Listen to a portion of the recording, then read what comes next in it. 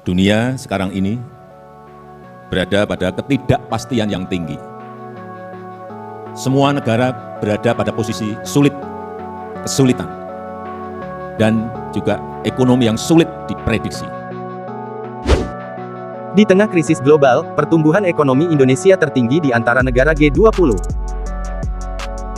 Kabar menggembirakan. Pertumbuhan ekonomi Indonesia kuartal 3, 2020 diprediksi berada di kisaran 5,4 hingga 6%. Dibandingkan negara-negara G20 lainnya, pertumbuhan ekonomi Indonesia ini yang paling tinggi. Negara kita, Indonesia, kalau saya melihat pemulihan ekonominya masih relatif masih kuat.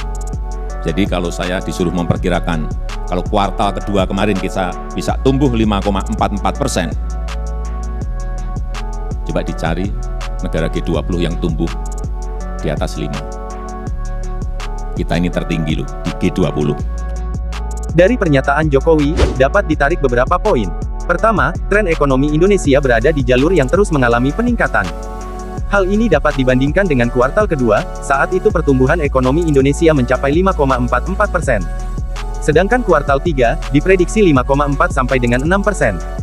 Kedua, tren pertumbuhan ekonomi di Indonesia menunjukkan bahwa sisi pemulihan ekonomi masih relatif kuat. Meski perekonomian global dibayang-bayangi resesi, Indonesia optimis akan terus membaik. Optimisme ini bukan tanpa alasan.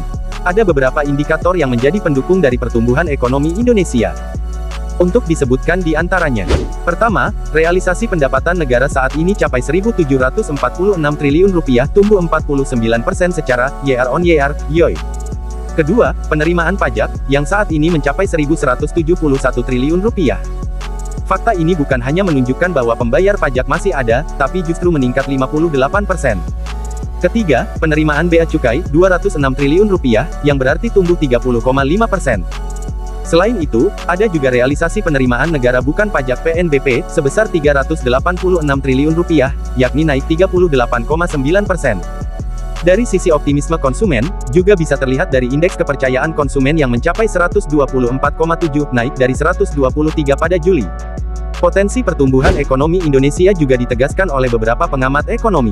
Seperti Muhammad Faisal, ekonom Core Indonesia. Menurutnya ada dua faktor kuat yang membuat ekonomi Indonesia pada kuartal 3 akan tumbuh positif.